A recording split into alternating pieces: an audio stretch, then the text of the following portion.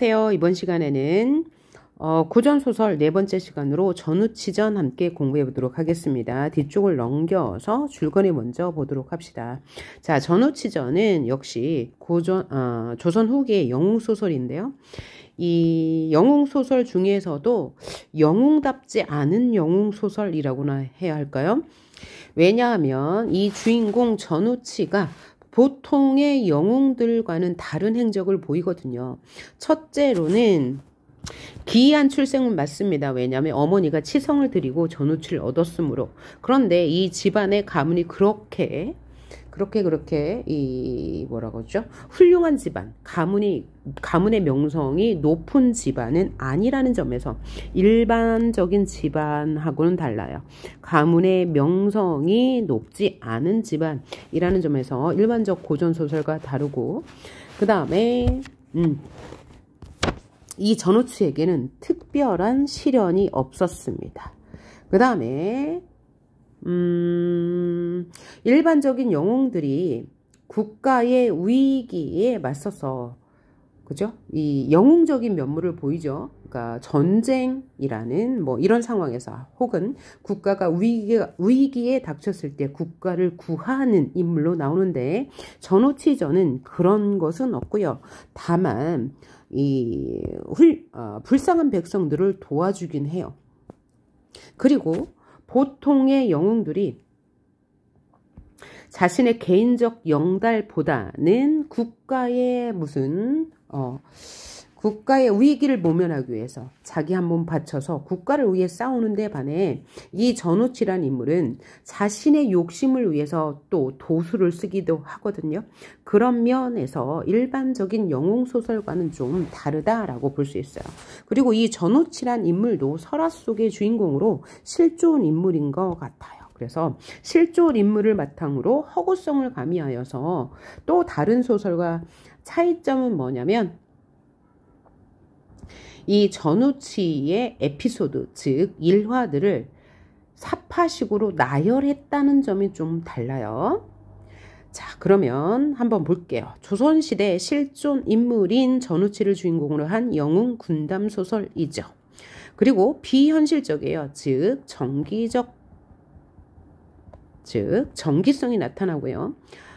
굉장히 도술 많이 부려요. 초인적인 전우치라는 인물이 도술로 부정적인 인물을 징벌하고 우롱하면서 백성을 돕는 모습을 사파적으로, 즉 서파적으로를 다른 말로 하면 병렬적으로, 에피소드식으로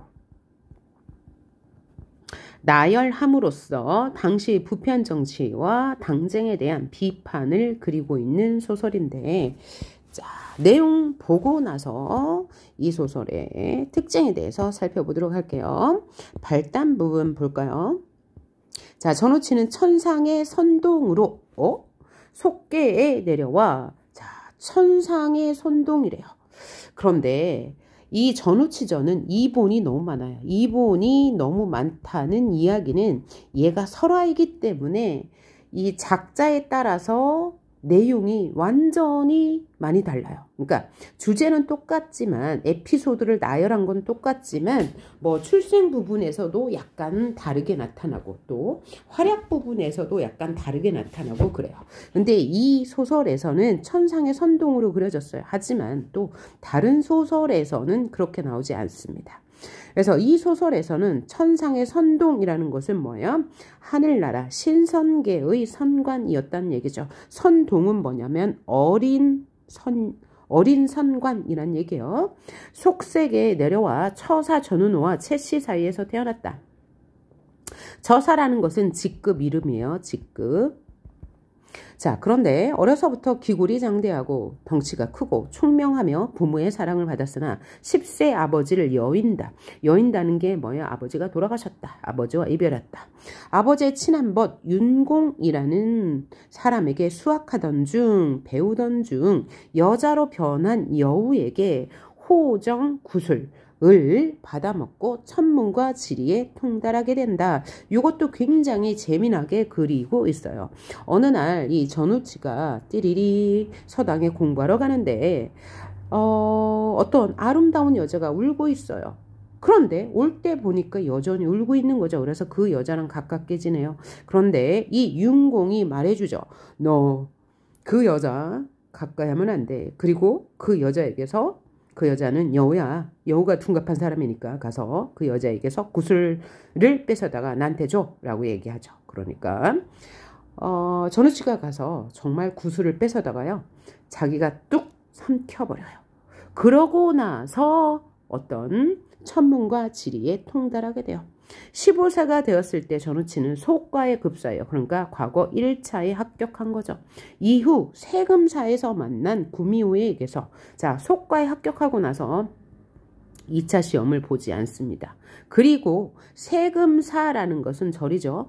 에서 만난 구미호에게 여기저기 그저 떠돌아 다니다가 세금사라는 절에 갔는데 밤에 구미호가 들어와요. 여자로 분장하고. 자, 그런데 여기 들어가기 전에 서화담이란 사람을 만나서, 이 서화담이 세금사에 들어갈 때 너에게 뭘 주겠다. 그래서 뭐 그 구슬과 부채를 줍니다. 구슬과 부채? 부적과 부채를 줍니다. 그래서 이 세금사에 들어갔는데 아니나 다를까 밤 11시가 되자 구미호가 나타났어요. 그래서 그 구미호를 이 서화담이 준 그 부적과 구슬로 무찔러요. 그리고 나서 천서를 받습니다. 천서는 뭐냐면 도술책으로 그 신선들이 보는 책이에요. 그 신선들이 보는 책을 그날 밤에 한 권을 모두 다 읽고요. 그 2권은 또 구미호가 가져가게 돼요. 그래서 온갖 조화와 도술, 이 술법을 익히게 됩니다. 그리고 나서 전우치는 천상의 성관으로 변신한 뒤에, 왜 천상의 성관으로 변신하여 임금에게 나타났냐면, 자, 어머니를 모시기 위해 돈이 필요했거든요. 그래서 임금에게 돈을 빼앗을 목적으로 천산의 성관으로 뜨르르 도수를 써서 변신해서 임금 앞에 나타나 옥황상제의 명령이니 황금들불을 만들어 바치라고 말해요. 이 사건으로 나라에서 전우치를 잡아가요. 어떻게 잡혀갔을까요? 자, 놀란 임금이 황금들보를 구해줬는데, 이 황금들보를 몰래 팔아서 돈으로 바꾸든지 아니면 뭐 다른 물품으로 바꿔야 할 건데, 그러다가 꼬리가 잡혔어요. 그래서 이 사건으로 나라에서 전우치를 잡아가는데, 이 전우치는 이미 조화와 술법을 벌여서 부릴 수 있는, 온갖 도술을 부릴 수 있는 사람이기 때문에 잡히지 않겠죠. 그래서 전우치는 도술로 탈출하고요. 그의 재주를 인정한 임금은 전우치가 자수하면 벼슬을 내리겠다는 방을 붙이나 이후 전우치는 사방으로 돌아다니면서 억울하거나 가라는 사람을 도와주고 횡포한 무리를 징벌합니다. 자, 이곳저곳을 떠돌아 다니다가 방을 보게 된 전우치는 자수를 하고요. 선정관직을 얻어 도적의 반란을 평정하는 공을 세웁니다. 여기도 이본의 내용이에요. 다른 책엔 또 이런 내용이었거든요. 그러던 어느 날 영모의 무리가 잡히자 전우치를 임금으로 삼고자 한다며 모해하여 죽을 위기에 처한다. 하지만 전우치가 잡힐 리가 없죠. 전우치는 임금에게 그림 그리기를 청하고 그 그림을 그린 후 그림 속으로 도망칩니다. 그리고 나서 누굴 만나요? 서화담을 만나죠. 도술로 세상을 희롱하며 다니던 끝에 전우치는 상사병으로 괴로워하는 친한 벗을 위해 도술로 절부를 회절시키려다가 지조가 강한 여자의 지조를 뺏으려다가 강림도령에게 제지를 당한다. 그리고 서화담과의 도술 대결에서 패한 전우치는 집에 돌아와 도술 부리지 않고 어머니를 모시다가 어머니가 돌아가신 후 서화담과 함께 영주산에 들어가 돌을 닦는다. 왜냐하면 이렇게 세상을 어지럽히면서 다니는 이 전우치를 서화담이 혼내주거든요. 그래서 서화담과 약속을 해요. 어머니가 돌아가실 때까지 어머니를 모시다가 어머니가 돌아가시면 이 서화담과 함께 영주산에 들어가 돌을 닦기로요. 자, 이렇게 해서 그 후의 일은 아무도 몰랐다라고 하면서 내용이 끝나게 됩니다. 자, 그래서 이 전우치전은 여러분이 좀 알고 있을 것 같아요. 그래서 내용 자체도 쉽고요. 참 재밌는 내용이죠. 그죠? 그래서 전운호는 전우치의 아버지고 최씨는 어머니입니다. 그죠? 여자로 변한 여우에게 넋이 담긴 구슬을 빼앗아서 신기한 능력을 얻게 되죠. 그리고 나서 구미호에게 도술책, 천서를 빌려서 하룻밤 만에 온갖 도술을 다 익혀서 이제 그 이후에 화려한 이야기들이 펼쳐지는 거죠. 그래서 이 전우치는 천상 선동이었다 하강한 영웅적 인물 맞네요. 도술을 부려 억울하거나 가난한 사람을 도와주고 횡포한 무리들을 징벌하고 우롱하는 인물입니다. 임금을 희롱한 것을 반성하고 사화담을 따라 도를 닦으러가는 이 내용이 다른 영웅소설과 좀 다른 점이죠. 보통 영웅소설은 조력자를 만나서 도를 닦은 다음에 나라를 위해서 그 도술을 쓰잖아요. 그렇죠? 그리고 이 전우치는 끊임없이 임금을 희롱하는데 그 이유는 지배층의 이런 무능함을 비판하기 위해서죠. 그리고 이 임금은 전우치에게 소가 황금들보를 바치고요. 자수한 전우치에게 벼슬을 내리지만 결국 전우치는 도망가 버리더라. 자, 강림도령이라는 사람은 절불회절하려는 전우치를 제지하고요. 서화담은 전우치의 도수를 꺾어 뉘우치게 하고요. 전우치와 함께 도를 닦으러 영주산으로 떠나는 이 두 인물은 전우치에게 반성의 기회를 주는 인물이죠. 교화하고 훈계하는 인물이래요. 그래서 이들의 바램대로 되는 게 전우치의 그죠? 일생이 되고 그 후에는 아무도 몰랐다라는 식으로 이야기가 끝나게 됩니다. 자, 출제 포인트 함께 보도록 합니다. 역시 인물 아까 이야기한 것처럼 그 도술을 부릴 줄 아는 그런 인물이죠. 천상의 선동이었으나 죄를 지어서 인간으로 태어났고요. 용모가 화려하고 기골이 장대하여 하면서 총명하다. 신비한 능력을 두 여우에게 얻게 되죠. 여자로 변신한 여우에게서 여우의 넋이 담긴 구슬을 받아먹어서 천문과 지리에 통달하게 되고 세금사에서 만난 구미호에게 천서를 얻어서 온갖 도술과 술법을 익히게 되죠. 자, 그래서 이 이후부터는 이 전우치의 활약상이 드러나는데 전우치가 신비한 능력을 얻은 후에 도술을 이용해서 많은 사건들이 펼쳐져요. 먼저 임금을 희롱하죠. 성간으로 변신하여 임금으로 하여금 황금으로 만든 들보를 바치게 하고요.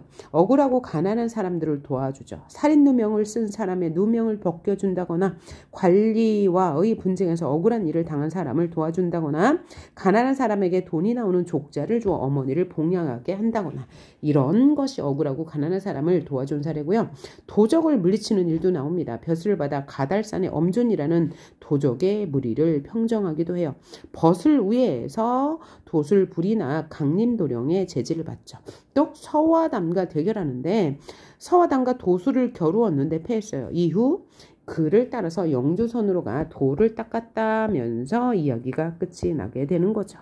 자, 그래서 이 전우치전의 소재는 전우치가 도술을 부리면서 다양한 사건이 일어난 점에서 도술은 사건을 전개시키는 핵심적인 소재로 볼 수 있고요. 동시에 도술은 전우치의 이중적인 면모를 볼 수 있어요. 그럼 이중적인 면모는 뭐냐? 첫째, 민중을 위한 영웅적 행위를 하죠. 예를 들어 억울하고 가난한 사람을 도와줘. 나라를 위태롭게 하고 백성을 괴롭히는 도적무리를 물리쳐요. 그러나 개인의 욕망을 채우려는 욕심도 보여서 이중적인 면모를 이 도술을 통해 보여준다는 거죠. 모친을 봉영하고자 임금을 희롱하여 황금으로 만든 들보를 얻죠. 그리고 자신에게 피해준 사람을 복수하기도 합니다. 그리고 친구를 위해 수절한 과부의 절개를 무너뜨리려고도 하는, 그러니까 영웅소설답지 않은 면모를 보이는 거죠. 그래서 이것은 개인적인 용량으로서 재미 등을 위해 사용되는 도술은 전우치가 전형적인 영웅에서 벗어난 인물을 보여주는 거고, 또 민중을 위한 영웅적 활약은 초인적 비현실적인 능력을 통해서 지배 질서에 저항하는 거죠. 즉 집권층에 저항하고 민중을 위해 활동하는 전우치의 영웅적인 면모를 강조하는 부분이라고 할 수 있습니다. 자, 그리고 전우치전 이본이 많다고 그랬어요. 그래서 다양한 책에 전우치와 관련된 설화가 수록되어 있어요. 6장 관전서에는 전우치가 술을 훔친 여우에게 책을 얻어 술법을 익혔다는 내용도 있고요. 대동야승이란 책에서는 명나라의 어떤 때에 역질이 성하였는데 전우치가 도수를 부려서 그 사람들을 낫게 했다는 이야기도 있고요. 어우야담에서는 자, 전우치가 요사스러운 술법으로 백성을 현혹시킨 죄로 신천옥은 뭐냐면 지옥이에요. 지옥에 갇혀 옥사였는데 태수가 감회장시킨 후 친척들이 이정하려고 무덤을 파니까 시체는 없고 관만 남아있더라 라는 이야기도 있습니다. 그래서 이 전우치는 실존 인물인 전우치를 혁우화하여서 다양한 설화 속에 녹아 있더라 라는 이야기. 그 다음에 전우치의 행적을 독립된 사파로 구성했는데 이로 인해 얻을 수 있는 효과는 뭐냐? 전우치가 주도적으로 사건을 해결하고 자신의 능력으로 위기를 극복하는 모습을 보여준 거고 상황마다 다른 도수를 사용하는 전우치의 모습을 통해서 인물의 신비감을 부여하고 독자의 흥미를 유발하는 효과가 있더라. 매우 재밌는 소설이 되겠습니다. 그래서 지문 읽어보고 문제까지 풀어봅니다. 앞부분 줄거리 먼저 읽어보면 자, 전우치는 구미호로부터 천서를 빼앗아 그럼 후반분 전개 부분이네요. 술법을 배웠으나 구미호가 전우치를 속여서 천서의 일부를 가져가요. 자, 그러면 어떻게 된 내용이냐면 이 부분은 10몇 세 때 전우치가 이렇게 어떤 여우로 둔갑한 여인에게서 구술을 얻어서 천문학에 굉장히 통달하게 되죠. 그 이후로 15세 때 속과에 급제하고 나서는 전국을 떠들면서 생활하다가 어느 날 세금사라는 절에 갔는데 여기에서 여자로 둔갑한 여우를 보게 되는데 그 여자에게서 뭘 얻어요? 천서를 얻어요. 그래서 도수를 익히게 되죠. 자, 세금사에 들어가기 전에 서화담이라는 인물이 너 부적이랑 어떤 하나의 어떤 물건을 줘요. 그래서 그것으로 11시에 이 여우가 왔을 때 이 여우를 여자로 둔갑한 여우를 물리치는데 아예 물리친 건 아니고 그녀에게서 그저 책 3권을 얻거든요. 근데 그날 밤에 책 1권을 한꺼번에 다 익혔습니다. 그리고 나서는 2권 마저 다 익혀야 되는데 그 여인을 풀어줍니다. 앞으로 그렇게 하지 말아라 하고 풀어주는데 그 여인이 바로 줬던 책을 다 뺏어가지고 달아나게 돼요. 그 장면부터 나오는 거예요. 그래서 우치 대노왈 크게 화나면서 흉악한 요물이 나를 업수에 여겨서 이같이 속이니 내 이제 여우구레가 책을 찾고 요괴를 소멸하리라 라고 말했어요. 하고 방망이와 송곳을 가지고 여우굴로 갔어요. 그런데 산천이 깊고 길이 아득하여 찾을 수 없어 도로 돌아와 생각하되 이 요괴의 변화가 예측하기 어려우니 가히 이곳에 오래 머물지 못하겠구나 하고 서책을 수습하여 돌아오니 이 서책이 도수를 부리게 하는 그런 내용이 적혀있는 책이죠. 대체로 천서 상권은 여기 천서 상, 중, 하권이 있었는데 상권만 익히고 중하권은 아직 못 익힌 상태입니다. 자, 무릇 천서 상권은 부적을 붙인 까닭에 빼앗아가지 못해서 상권은 가지고 있었네요. 자, 그리고 우치 집에 돌아와 천서를 보아 못할 수법이 없음에 과거의 뜻이 없어 스스로 생각하되 내 벼슬하여 모친을 봉양하려 하면 자연히 더디리라 하고 예전에는 돈 벌 수 있는 방법이 과거에 급제해서 관직에 나가는 것이었잖아요. 그래서 이에 한 개교를 생각했는데 몸을 흔들어 변하여 선관이 되어 선관 그러니까 그 신선이 되어 오색 구름을 타고 하늘에 올라 걸레로 들어가 정기적인 부분이죠. 대명전에 자리하니 임금이 있는 곳 서기가 공중에 어리었으니 궁중이 황홀했다. 막 구름이 이제 뿌옇게 낀 상황이죠. 이에 조정의 신하들이 당황하여 갈팡질팡하고 임금께 아뢰기를 고금에 드문 궤변이다. 지금까지 없었던 일입니다. 하니 왕이 대경하사 크게 놀라 여러 신하를 모아 의논하시더니 우치가 운무 중에 서고 구름 중에 서고 청의 동자가 외쳐 말하기를 고려국 왕은 옥황상제의 정교를 들으라. 그러니까 배경은 어디인 거예요? 고려인 거예요. 학원을 왕이 명하사 바닥에 깔 자려와 향로를 올려놓은 상을 갖춰놓게 하고 나가보니 한 성관이 전우치죠. 금관 홍포로 동자를 좌우에 세우고 이거 다 도수를 부린 거예요. 오색 구름 중에 쌓여 단정히 석건을 왕이 4번 절한 후에 땅에 엎드리시니 깜짝 놀란 거예요. 자, 우치가 말하기를 하늘의 궁궐이 오래되어 낡고 헐었기에 이제 수리하고자 하여 인간 여러 나라의 뜻을 전하여 모든 물건을 다 바쳤으나 다만 황금 들보가 하나 없는지라. 들보는 뭐예요? 이렇게 집이 있으면 여기 바치는 거 이런 것을 들보라고 합니다. 옥황상제께서 그대 나라의 황금이 유족함을 알고 황금이 넉넉히 있음을 아시고 이제 뜻을 전하사 7월 7일 5시에 상냥하라더니 7월 7일 5시까지 그죠? 상냥하라더니 완성하라고 하시니 들보를 다 만들라고 하시니 그날 미처 대령하되 길이 그날 전에 대령하되 길이 10척 5촌이고 너비 3척 2촌 만일 그날 미치지 못하면 대령하지 못하면 큰 변을 데리오시라. 그러니까 그날까지 만들어 놓지 않으면 너는 큰일 나라고 협박을 했네요. 하고 말을 마치자 선악소리 은은하며 그죠? 여기서 선악은 뭐예요?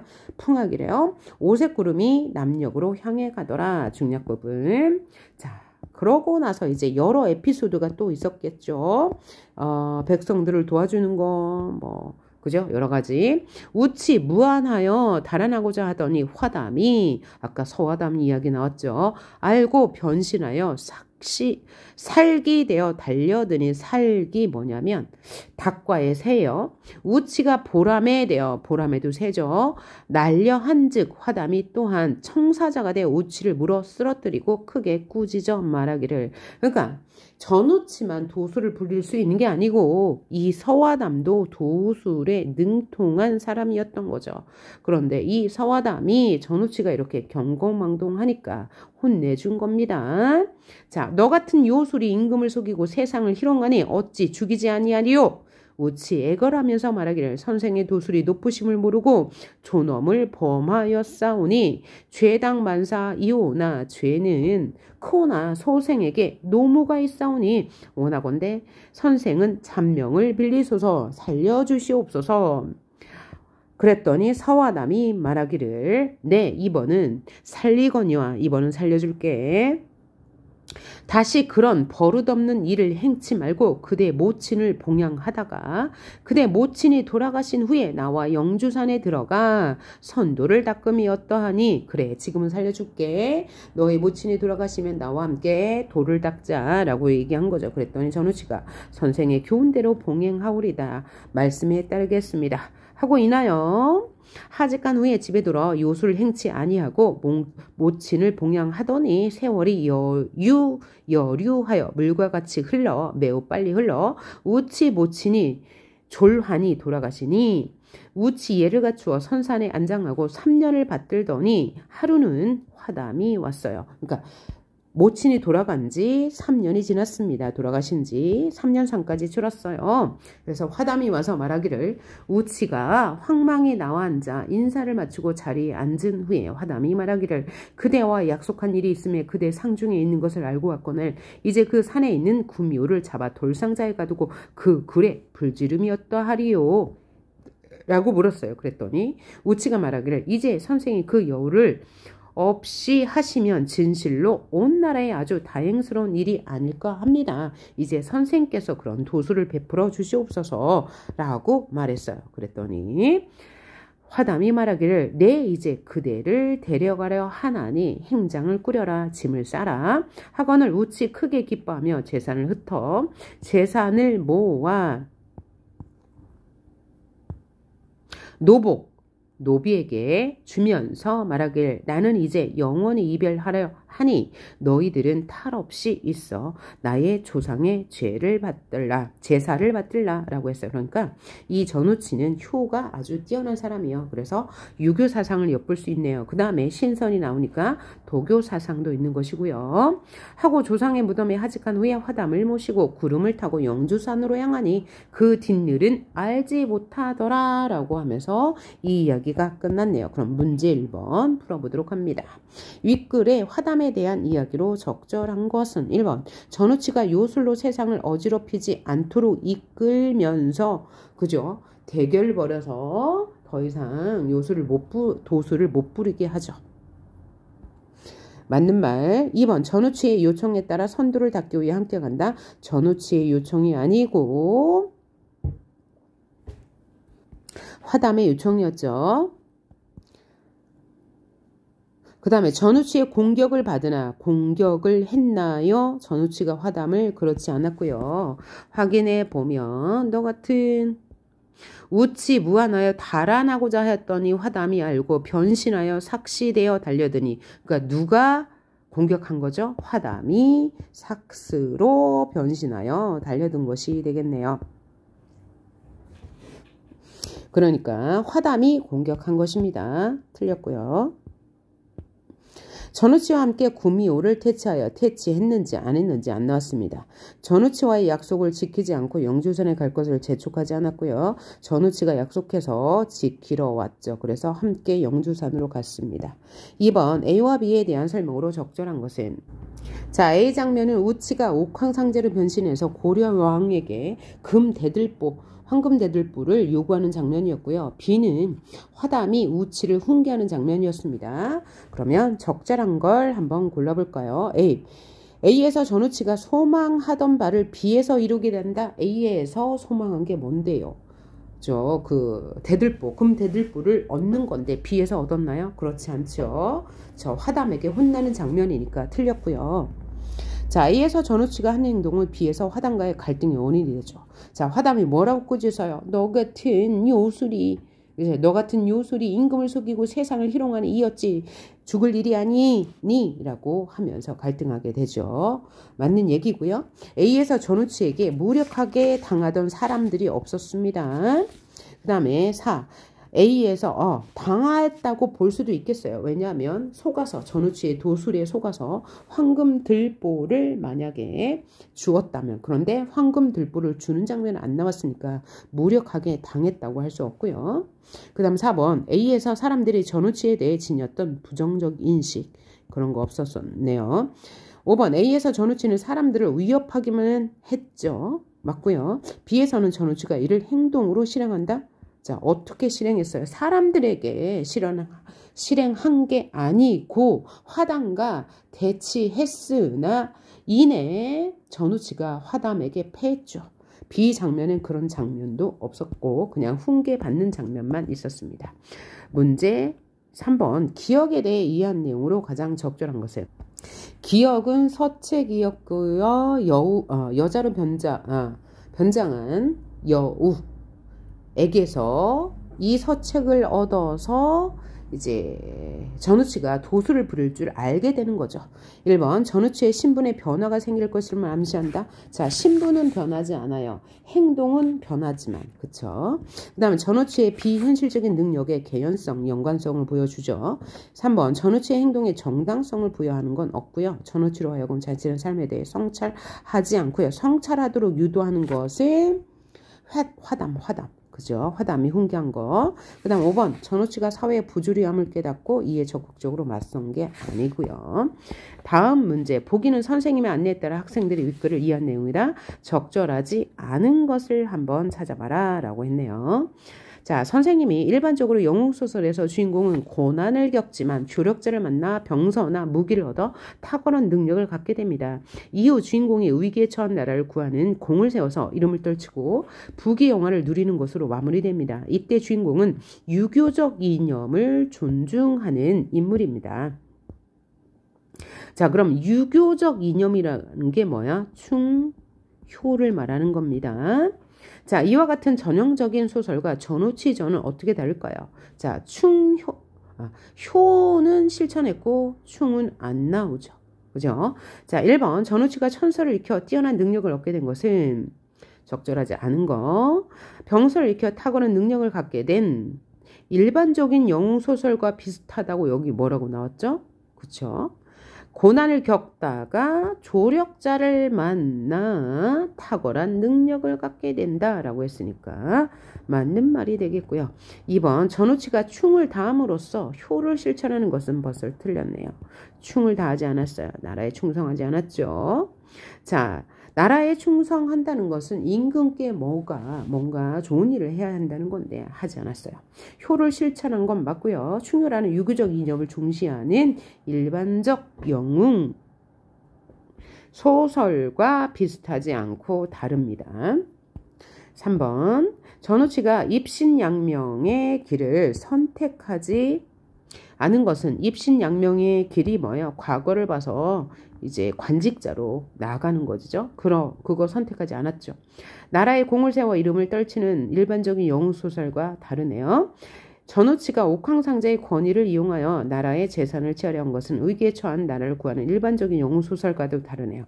전우치가 재산을 흩어 노복에게 주고 떠나는 것으로 마무리하는 것은 부귀영화를 누리게 되는 일반적인 영웅소설과 다르네요. 자, 지금까지 우리 전우치전에 대해서 공부해봤고요. 다음 시간에는 조웅전이라는 영웅소설 함께 공부해보도록 하겠습니다. 수고하셨습니다.